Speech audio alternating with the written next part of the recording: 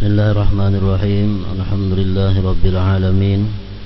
Wassalatu wassalamu ala asyrafil anbiya wal mursalin sayyidina maulana Muhammad wa ala alihi wa sahbihi ajma'in.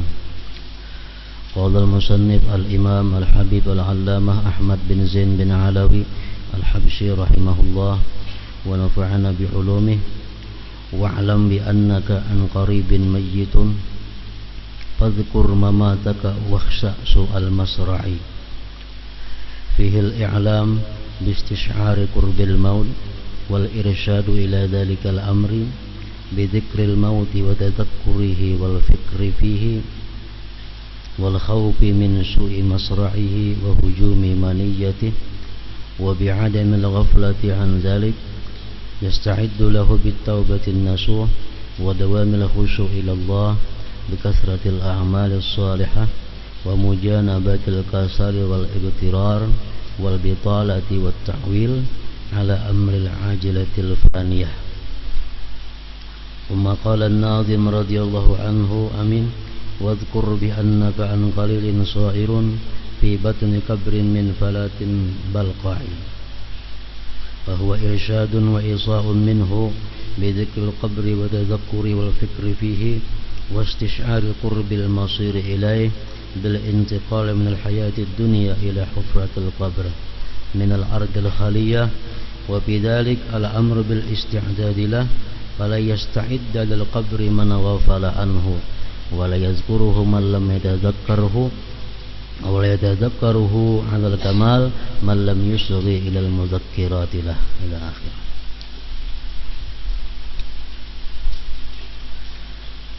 Makna daripada kalam Al-Habib Al-Imam Ahmad bin Zain bin Alawi Al-Habsyi rahimahullah nafa'ana bi'ulumih.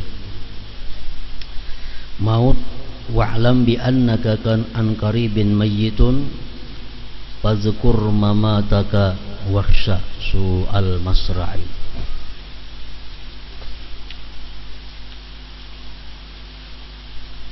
Ketahuilah dalam waktu dekat engkau akan menjadi mayit, maka ingatlah kematianmu dan takutlah akan kematian yang buruk. Artinya takutlah kematian yang buruk itu maksudnya su'ul khatimah.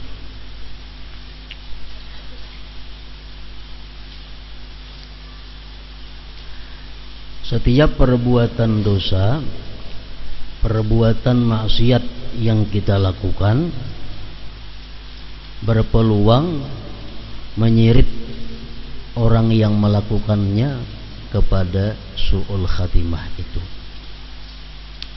Jadi su'ul khatimah artinya kesudahan hidup yang buruk itu akibat daripada bertumpuk-tumpuknya dosa, bertumpuk-tumpuknya maksiat, lalu membawa dia kepada akhir yang buruk, akhir yang jahat. Su'ul khatimah ini bermacam-macam. Ada yang paling berat su'ul khatimah ini adalah seseorang mati keluar dari Islam. Sewaktu dia akhir-akhir hayatnya dia melepaskan Islam. Ini su'ul khatimah yang paling berat. Ada pula su'ul khatimah disebut orang-orang yang di akhir hayatnya itu memikirkan hal-hal duniawi. Sewaktu dia memikirkan duniawi atau mengerjakan hal-hal yang sifatnya duniawi, maka dia mati, itu pun bisa disebut dengan su'ul khatimah. Tetapi tingkatannya lebih inting daripada orang yang mati keluar daripada agama Islam. Jadi setiap perbuatan dosa, perbuatan maksiat itu berpotensi atau berpeluang untuk menyirit kepada su'ul khatimah. Oleh para ulama disebutkan ada beberapa dosa-dosa besar, baik yang zahir ataupun yang batin, yang sangat berpeluang, yang sangat berpotensi membawa pelakunya kepada su'ul khatimah itu.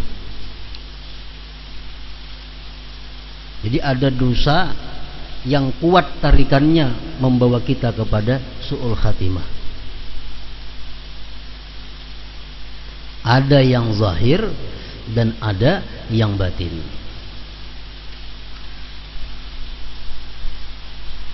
Yang pertama mereka menyebutkan adalah dosa yang bisa membawa kita kepada su'ul khatimah itu adalah pertama tarkus salah, meninggalkan sembahyang.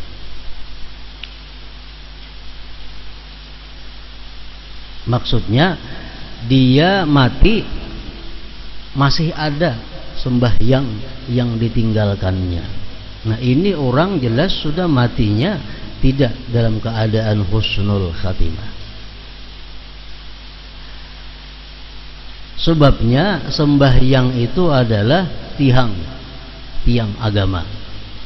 Apabila tiang ini kada tegak, maka yang lainnya pun kada bisa tegak. Nah, orang yang meninggalkan sembahyang fardu dengan sengaja, maka segala amal kebaikannya ditolak oleh Allah. Jadi meninggalkan sembahyang fardu itu sangat menarik seseorang kepada mati su'ul khatimah.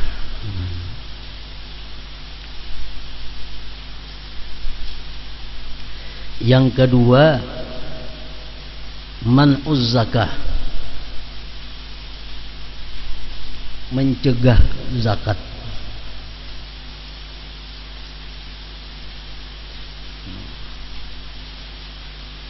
Orang ini bagaimanapun salehnya, beribadahnya kepada Allah, tetapi dia tidak membayar zakat, atau membayar zakat cuma tidak semestinya.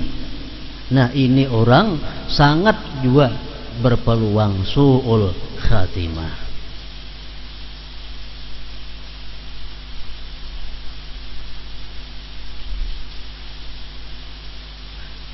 Disebutkan dalam satu kisah hikayat pada masa Syekh Abu Yusuf Muhammad Al-Firyabi. Tetangga, artinya kada jauh rumah dari Sidin, ada orang mati beberapa hari yang telah lalu. Lalu Sidin ini hendak bertakziah, hendak mailangi kepada keluarga nang kematian tadi. Sampai di rumah itu, dan sanaknya si mayit itu terus-menerus menangis. Diberi nasihat, disabari, tetap menangis. Jadi ujar Syekh tadi, kenapa engkau menangis? Itu kematian adalah sudah ditakdirkan oleh Allah. Kita semuaan pasti mati. Kenapa ikan maka sampai beberapa hari ini menangis kada sing ampihan? Jadi ujar laki-laki tadi menjawab, ulun ini menangis bukan karena takut kematian itu kada. Masalahnya ulun ini menangis sedih, sakit hati terus menerus ini sewaktu menguburakan kakak ulun itu. Sewaktu mengubur kakak itu, orang bulikan, ulun tinggal di kubur membaca akan sesuatu daripada Quran. Nah, begitu membaca ulun mendengar, waktu membaca Quran itu ulun mendengar ada teriakan di dalam kubur ini minta tolong. Dalam kubur kakak ulun itu ada teriakan, tolong, tolong, keluarkan aku dari tempat ini. Jadi ujarnya begitu aku mendengar teriakan itu, langsung aku berpikir hendak membongkar kubur itu. Kubongkar kubur tadi lawan tangan aja, nah kukut. Begitu beberapa kukutan, tangan terumpat hangit.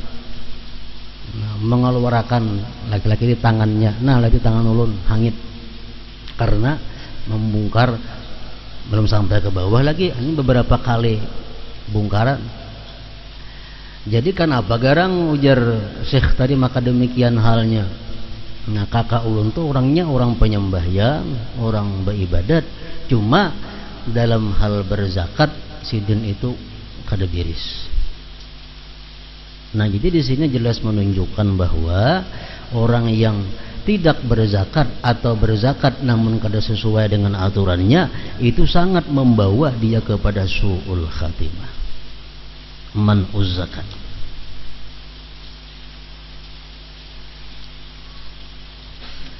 Yang ketiga,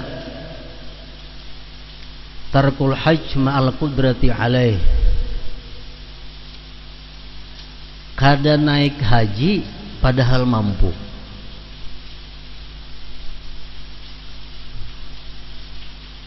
Kada naik haji padahal mampu. Ini kalaunya mati, nah matinya su'ul khatimah.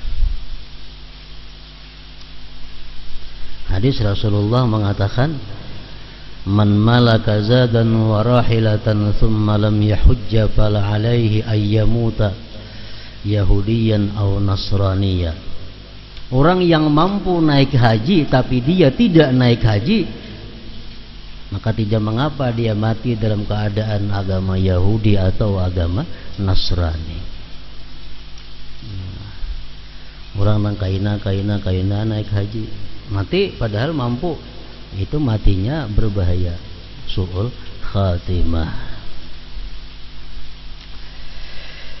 Yang keempat lagi, tarkul jumu'ati awil jamaah bi ghairi uzrin syar'i. Orang al-israru ala tarkil jum'ati awil jamaah bi ghairi uzrin syar'iyyin, orang yang mengakali, orang yang terus menerus kada sembahyang Jumat, zuhur saja umpamanya, Jumat kalau ke masjid,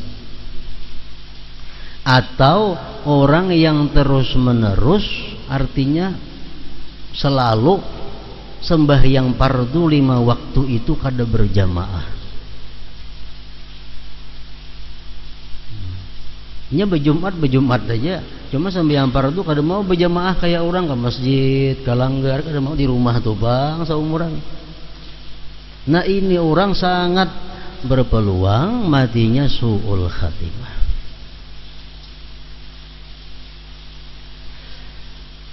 Ibnu Mas'ud mengatakan daripada Rasulullah, man sarrahu ayyalqallah ghadan muslima falyuhafiz ala hadhihi salawat haitsu yunada bihinna. Siapa yang ingin bertemu Allah besok dalam keadaan Islam, musliman, muslim, hendaklah dia memelihara sembahyang 5 waktu berjamaah. Jadi pahamannya apa? Orang-orang nang sembahyangnya kada berjamaah itu, ini dikhawatirkan nantinya bertemu Allah kada dalam keadaan muslim.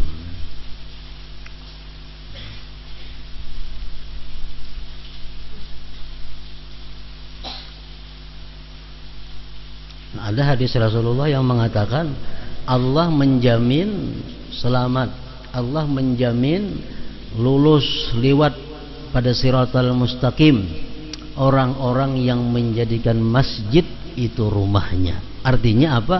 Orang yang selalu sembahyang berjamaah itu dijamin oleh Allah lulus di siratal mustaqim, artinya kada gugur.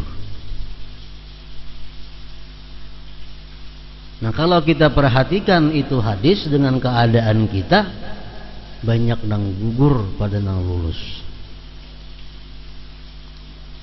Nah, kita melihat di kampung umpamanya, di kampung tuh ada umpamanya 50 kakak. 50 kakak tuh 50 kepala keluarga. Di situ ada musala, ada langgar. Paling-paling nang turun kada sampai separuh. Bisa kosong. Zuhurnya, asarnya kada dalam berjamaahnya di hutan orangnya, sibuk dengan pekerjaannya. Berarti menunjukkan apa? Bahwa di Siratal Mustaqim itu banyak nang gugur. Orang-orang yang aktif sembahyang berjamaah itu dijamin oleh Allah lulus di Siratal Mustaqim.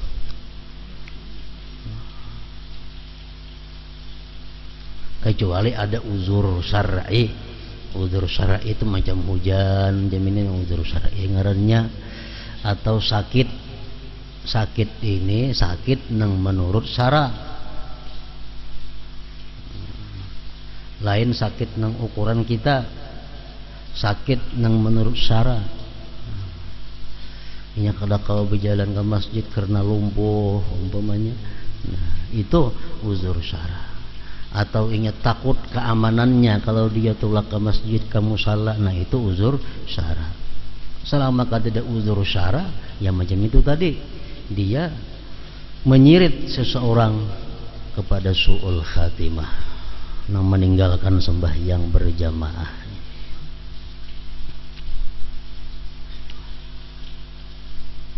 Hanya ada hadis Rasulullah, orang yang selalu sembahyang berjamaah itu artinya orang-orang yang bulang-bulik masjid itu, jar Nabi, saksikan, pastikan bahwa dia orang yang beriman.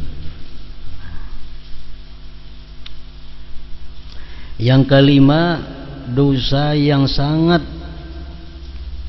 berpeluang membawa kepada su'ul khatimah adalah uququl walidain, durhaka kepada orang tua, durhaka kepada ibu bapak. Ini sangat menarik kepada su'ul khatimah.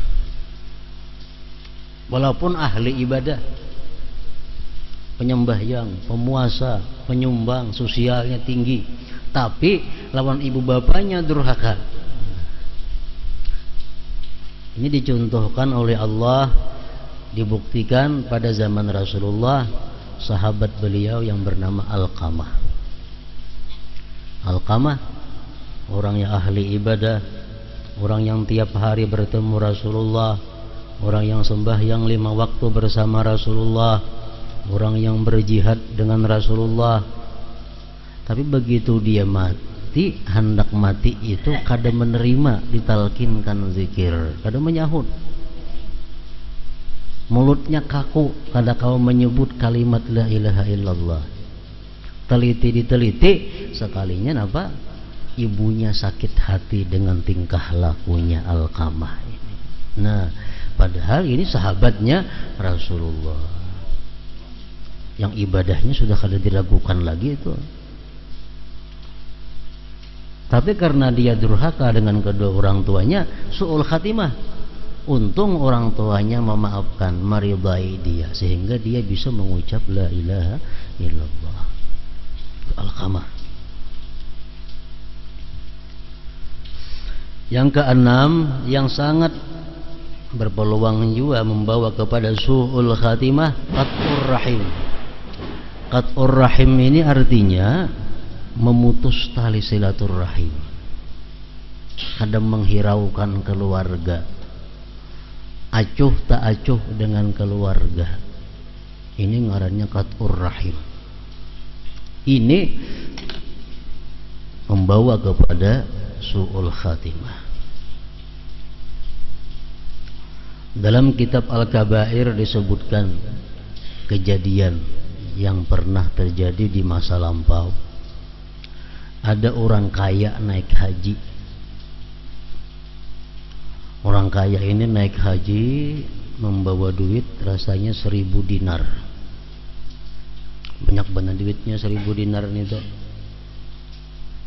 1 dinar tuh kita anggap umpamanya 3 gram. 3 gram berapa wah ini? Kita anggap 500.000. 500.000 kali 1000 berapa? Banyak benar nolnya. Naik haji membawa duit 1000 dinar. Begitu hendak wukuf di Arafah, orang kaya ini kebingungan kemana mandak duit nih. Saran orang tuh ada di situ orang yang ahli ibadah, orang yang saleh, ikam titipakan wadah sidin duit itu. Titipakan wadah sidin duit itu ikam ayo tulak ke Arafah untuk wukuf. Alhasil datangi orang yang ahli ibadah tadi, datangi orang yang saleh tadi, nah umpat andak duit, ulun hendak wukuf ke Arafah, hendak titip duit di situ, berangkat ke Arafah. Begitu sampai di Arafah, selesai menunaikan ibadah haji, datangi ke rumah orang nang ahli ibadah nang saleh tadi, hendak mengambil duit, sekalinya mati orangnya mati. Takutnya nang bini na anak, adakah sirin bapada di mana akan duit 1000 dinar kada nang tahunya. Di mana anak duitnya? Minta saran kepada tuan guru di Makkah waktu itu. Ujar tuan guru itu menyebutkan, ikam coba datangi sumur Zam-Zam. Ikam datangi sumur Zam-Zam, lihat sumur Zam-Zam, ikam panggil rohnya. Siapa? Orang saleh itu ngarannya panggil. Karena munnya ada menjawab, takuni di mana? Ikam mandak duit nang 1000 dinaran itu. Tulak ke Zam-Zam.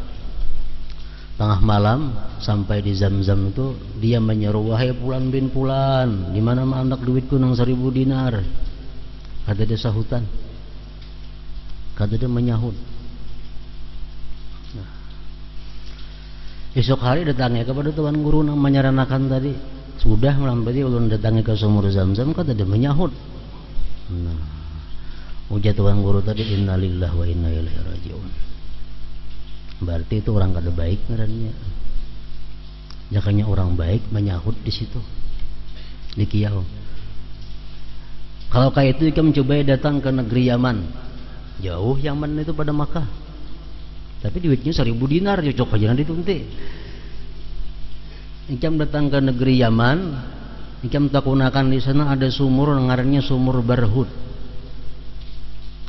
Sumur Barhud itu tembusannya ke neraka Jahanam. Ikam baku ciak di situ, panggil ngarannya Fulan bin Fulan tadi. Tulak ke Yaman, takun di mana andaknya sumur Barhud itu dipadahkan orang situ. Tengah malam dia berteriak, wahai Fulan bin Fulan, di mana anak duit yang 1000 dinar? Akhirnya menjawab di situ, menjawab, duit tuh kupatak di bawah tangga. Yang datangnya aja ke situ, ke rumahku itu di bawah tangga, cari situ ada duitnya 1000 dinar. Lalu ujar nang sugih ini, kenapa pian tak kasih ini? Tak Yaman sini jauhnya. Ujarnya, aku adalah sewaktu hidupku, aku kadang menghiraukan, kadang memperdulikan dengan adingku nang perempuan. Kadang menghiraukan, kadang mengetahuani keadaannya kayak apa. Adingku tuh ada bini-bini. Nah, jadi ini disebut ngarannya qat'ur rahim, memutus silaturrahim. Ada bisi ading bini-bini, kada dihiraukan, kada diketahui keadaannya kayak apa, makan kainnya kada kah. Nah, kada dikawal ibadah aja. Ini qat'ur rahim. Akhirnya apa? Matinya su'ul khatimah. Nah, jadi qat'ur rahim ini sangat membawa berpeluang kepada su'ul khatimah.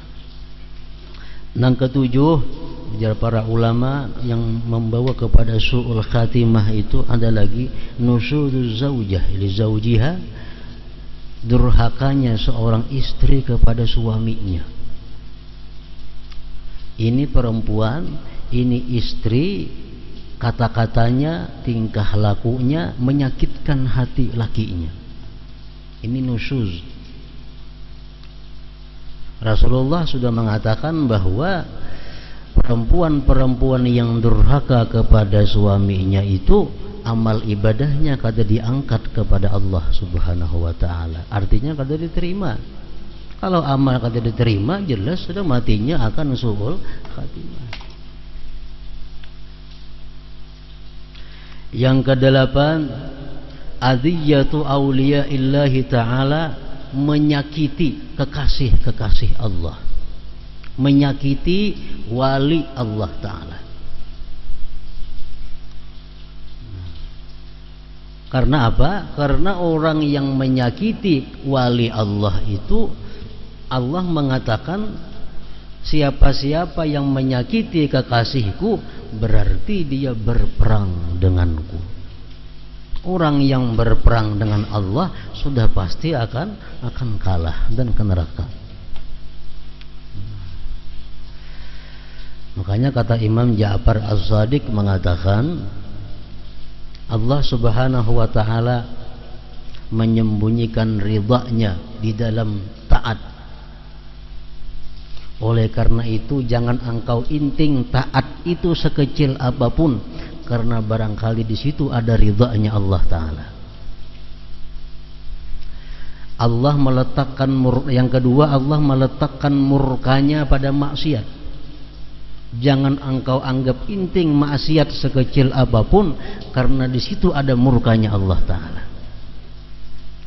Yang ketiga, Allah menyembunyikan di antara kalian wali-walinya.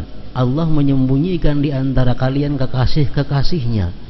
Oleh karena itu jangan kau menyakiti seseorang, karena barangkali itu adalah kekasih Allah Subhanahu wa ta'ala.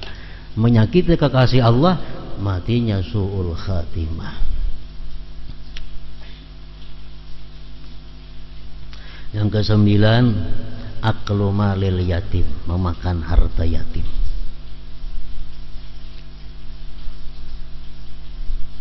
Al-Quran sudah mengatakan orang yang makan harta yatim itu makan api sebenarnya. Maksudnya makan harta yatim ini kada boleh memakan secara berlebih-lebihan. Kalau kita memakan harta yatim dengan ma'ruf itu boleh aja. Maksudnya apa? Kita bisa maharagu yatim. Sedangkan yatim ini dia punya harta benda. Kita maharagu, kita memasakakan inya, kita mengatur segala-galanya. Kita kada kaubar lagi berusaha karena urusan si yatim ini. Sedangkan kita kada punya harta, kada punya duit. Nah, boleh kita mengambil harta yatim untuk sekedar keperluan kita. Nah, itu boleh. Nah, kada boleh itu mengambil harta yatim berlebih-lebihan daripada yang sewajarnya. Yang ke-10, zina. Orang yang zina, melakukan zina, kada tubat, kada betubat. Nah, karena kata Rasulullah, orang yang melakukan zina itu dicabut iman daripadanya, imannya dicabut. Yang ke-11, riba. Itu Quran sudah mengatakan, siapa-siapa yang kada berhenti daripada perbuatan riba, beritahukan kepadanya bahwa aku memerangi mereka, ujar Allah Ta'ala.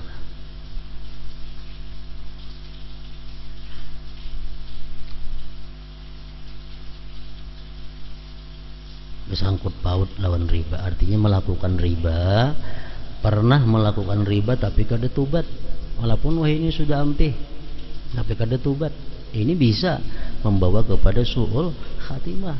Apalagi parahatan riba mati maginnya. Parahatan masih membayar hutangnya umpamanya, parahatan masih duit mandak di banknya, mati su'ul khatimah.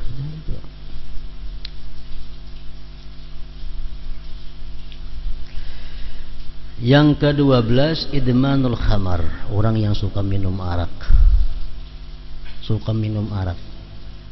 Rasulullah mengatakan orang yang seteguk minum arak 40 hari amalnya ditolak. Sahirupan aja sebutul berapa hirup.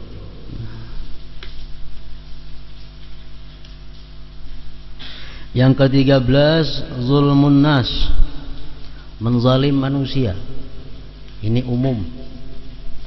Menzalim manusia ini umum, membunuh orang, menyiksa orang, menipu orang, mengurangi takaran, ukuran, timbangan, termasuk menzalim manusia. Mengangkat tanah orang, menzalim manusia.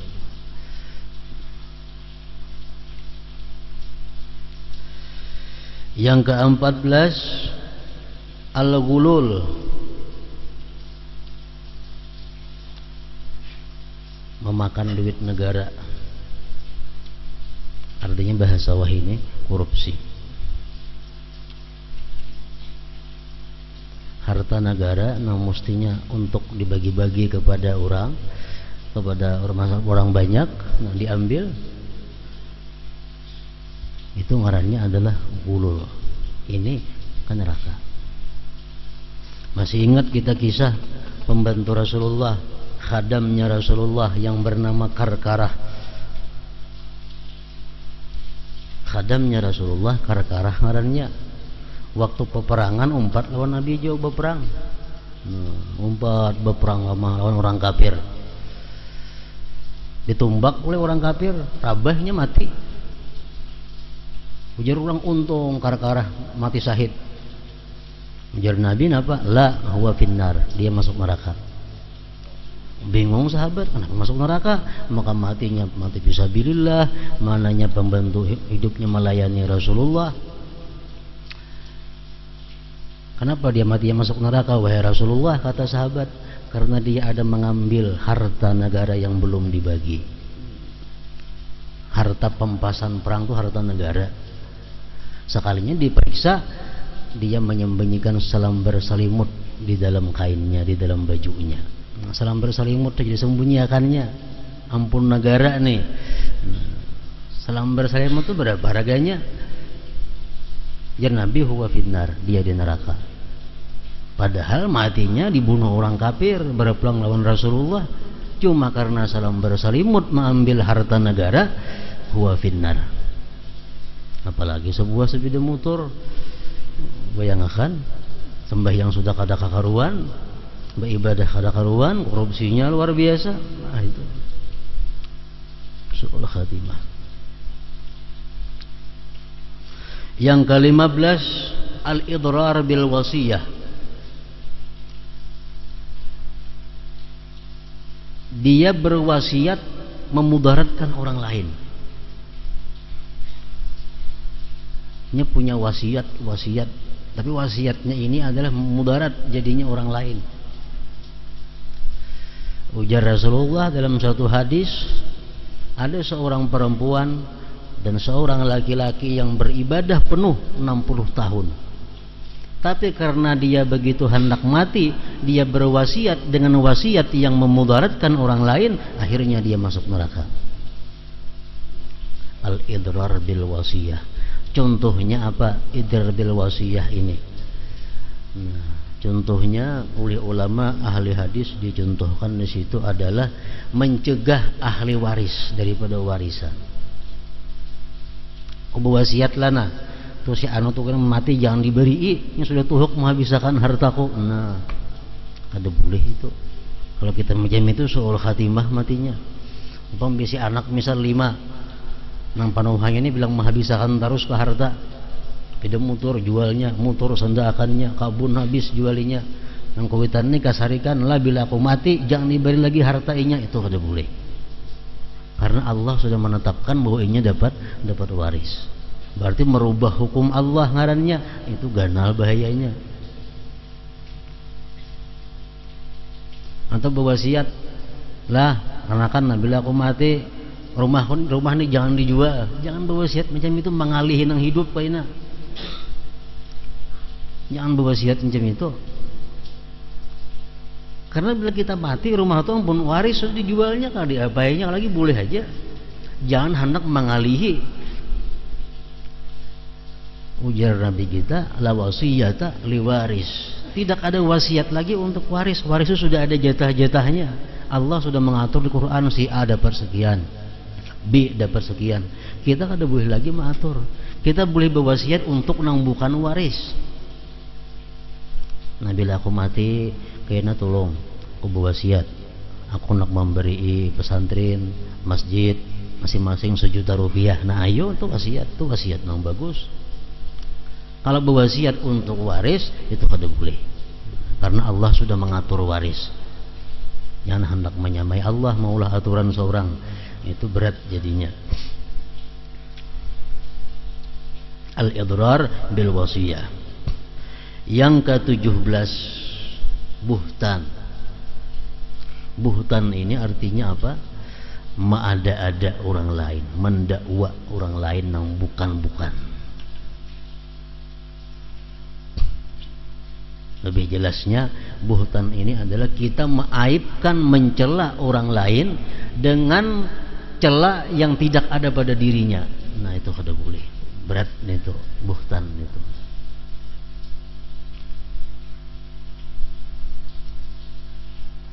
Kamu jangan bakawan si anu, itu orangnya maling, padahalnya tidak ada maling. Nah, itu buhtan.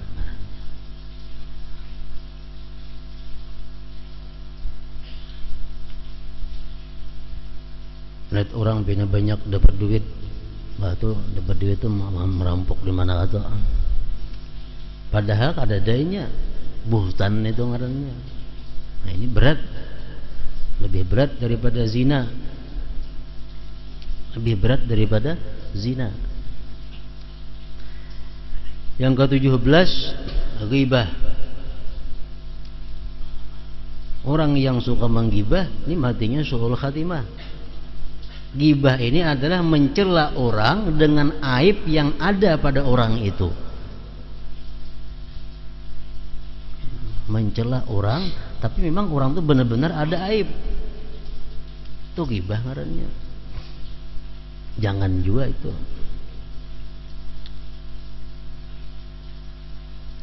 Yang ke-18 namimah, ma'adu domba. Orang nang asal bakawan jadi bakalahi, orang nang asal rukun jadi cerai-berai karena diadu dombanya. Nah, orang macam ini ujar Nabi diazab. Artinya apa? Matinya su'ul khatimah. Yang ke-19 sihir.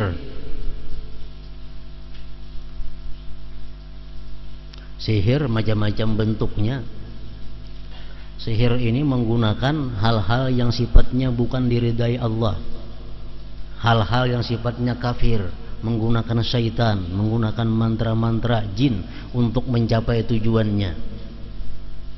Mulai hal nang halus sampai hal-hal nang ganal. Nang halus macam apa? Panglaris toko supaya payu, lalu maulah mantra-mantra sihir diandak di toko supaya payu, atau supaya orang hakun lawan seorang disihir orangnya, sihir juga. Atau sarik lawan orang lalu diparang maya, sihir juga. Sihir ini ada dan kita wajib percaya sihir itu ada. Quran mengatakan sihir itu ada dan Rasulullah pernah disihir. Yang ke-20 qatlun nafsi, bunuh diri. Bunuh diri. Rasulullah pernah berperang dalam satu peperangan. Lalu ada sahabat beliau tuh yang dipedang oleh musuh. Nah, kesakitan nih, kelapak ditimpasnya oleh orang kafir. Rupanya asa kada tahan lagi nya menyandang nih, diambilnya pedangnya seorang, dicucukkannya ke parutnya seorang. Bunuh diri. Jar Nabi huwa finnar, dia masuk dalam neraka. Dan dia akan diazab setiap hari dalam neraka dengan mencucuk parutnya dengan pedang itu. Jadi hadis Nabi demikian mengatakan, orang yang mati minum racun, ujar Nabi kita, kena di dalam neraka dia tiap hari diminumi racun.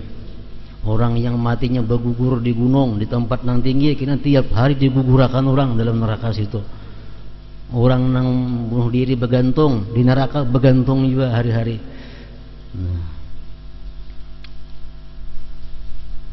man qatala nafsahu bi syai'in udziba bihi yaumal qiyamah. Siapa yang bunuh diri dengan sesuatu, nanti dia di akhirat diazab dengan sesuatu itu.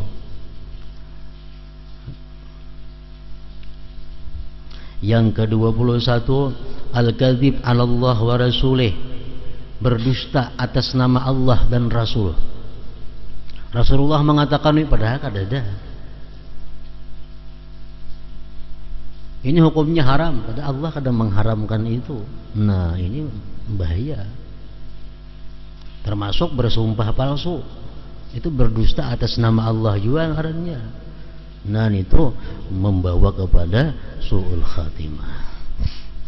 Yang ke-22 al-iddia ila ghairi abih. Nah, ini mengaku abah nang bukan abahnya, atau mengaku anak nang bukan anaknya, mengaku ading nang bukan adingnya. Ya, nang orang nang kada habib bepada habib, itu termasuk. Ujar Nabi kita, manidda'a ila ghairi abi wa huwa ya'lam annahu ghairu abi fal jannatu alaihi haram. Orang yang mengakui bahwa itu abahnya padahal dia tahu itu bukan abahnya, maka surga atasnya haram.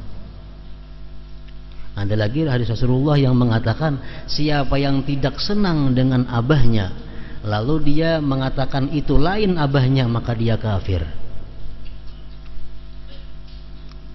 Ada hakun babin lawan abah seorang, kada hakun karena abah mungkin hina, karena abah mungkin orang rendahan, lalu siapa bin abah angkat diulah bin. Rasul mengatakan bahwa kafir. Nah, jadi ini termasuk nang mengakibatkan seseorang itu su'ul khatimah. Nah, itu nang zahir. Pokoknya setiap dosa bila kita kada tobat itu membawa kepada su'ul khatimah, terutama dosa-dosa besar nang disebutkan tadi, nang zahir. Nang batin pertama riya membawa kepada su'ul khatimah. Kenapa? Karena orang riya amalnya kada diterima Allah. Kalau kita mati kada membawa amal, apa lagi? Yang kedua ujub. Ujub ini orang nang kada merasa dirinya ditolong Allah. Ujub ini orang nang kada merasa dirinya bisa beribadah karena kekuatan Allah. Merasa inya nang punya kemampuan, kehebatan, kepintaran. Ketiga sombong. Hadis Nabi sudah mengatakan kada masuk surga orang yang seberat semut, umpamanya daripada kesombongan. Yang keempat yang bisa su'ul khatimah itu tasdiqul kahin, percaya lawan dukun.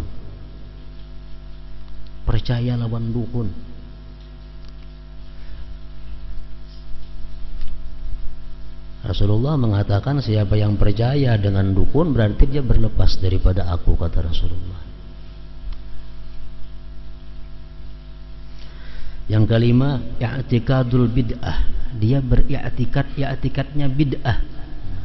I'tikadnya kada sesuai dengan i'tikad Rasulullah, kada sesuai dengan i'tikadnya para sahabat dan keluarga Rasulullah. I'tikadnya ini ganjil, keyakinannya. Umpamanya dia mengiktikadkan bahwa Allah Ta'ala itu berada di atas langit. Nah, itu i'tikad bid'ah.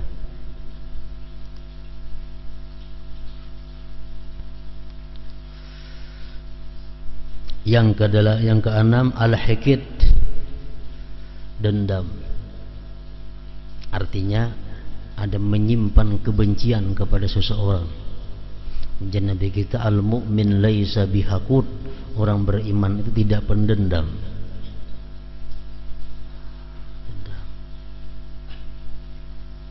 Al-hasad, iri dengki, su'ul khatimah akhirnya. Kenapa? Karena hasad ini memakan kebajikan yang ada, sebagaimana memakannya api terhadap kayu yang kering. Akhirnya mati, habis, kada diisi amal lagi karena iri dengkinya. Yang kedelapan al-amnu min makrillah, merasa aman daripada perdaya Allah. Maksudnya apa? Orang yang mati rasa yakin husnul khatimah. Nah, iya itu sudah macam su'ul khatimah. Matinya ini asa yakin sudah husnul khatimah. Aku mati ini aman aja, insyaallah husnul khatimah. Nah, asa yakin walaupun baik insyaallah ada boleh, tetap kita mesti ragu-ragu, mesti takut tentang akhir daripada hayat itu. Kalau kita merasa sudah husnul khatimah, wah ya sudah tuh su'ul khatimah jadinya. Yang kesembilan, di antara dosa-dosa batin yang membahayakan kepada akhir hidup kita adalah bughdhu ahli baitin nabi wa ashabih, benci. Dalam hati ini artinya ada kebencian dengan keluarga Rasulullah atau sahabat-sahabat Rasulullah. Itu pun membahayakan kita, menarik iman, mengeluarkan iman daripada hati sewaktu kita hendak dicabut roh itu.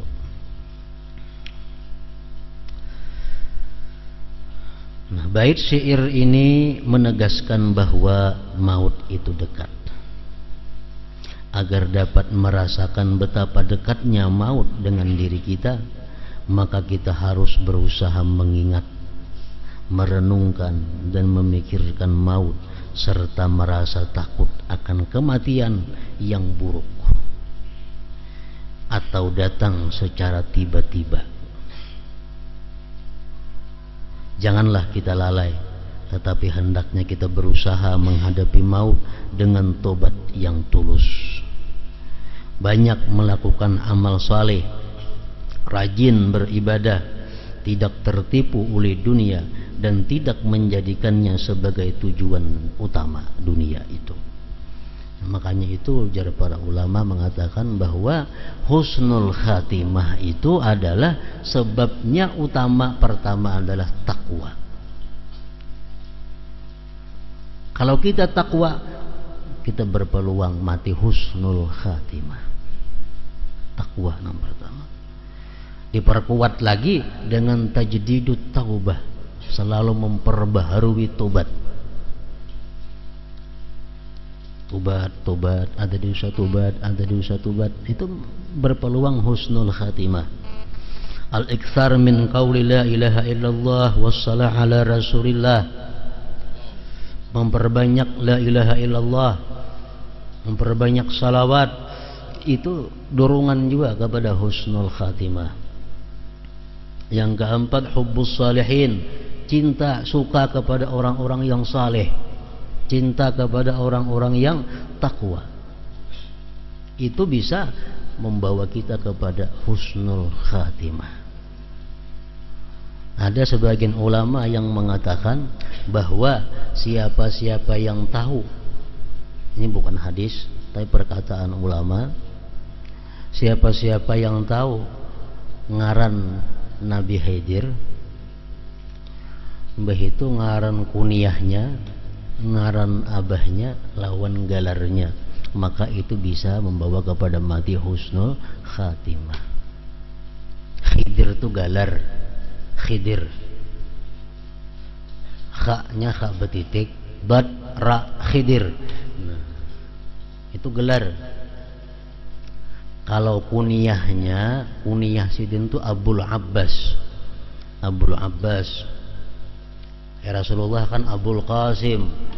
Kalau Khidir Abul Abbas. Kalau ngaran sidin Balya, ba la ba lam ya alif, Balya.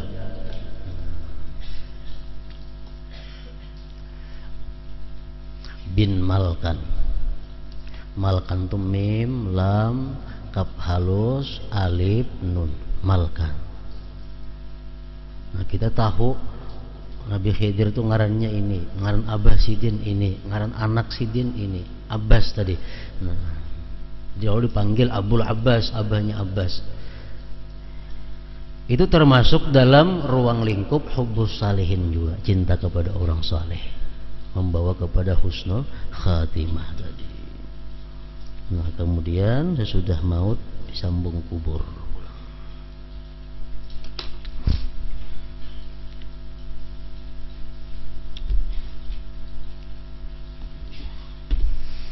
Dalam zikri fa'alam annahu la ilaha illallah Muhammadur Rasulullah, la ilaha illallah Muhammadur Rasulullah, la ilaha illallah Muhammadur Rasulullah, la ilaha illallah, la ilaha illallah, la ilaha illallah, la ilaha illallah, la ilaha illallah, Allahu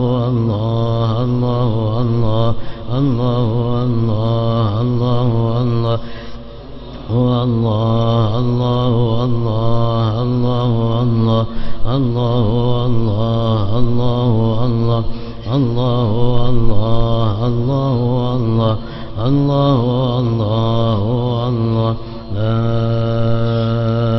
إله إلا الله محمد رسول الله لا إله إلا الله محمد رسول الله لا إله إلا الله محمد رسول الله لا إله إلا الله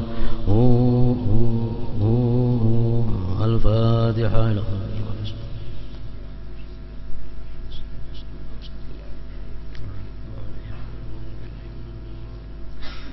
يا أيها الرجل منه شفاعة صلوا عليه وسلموا تسليما.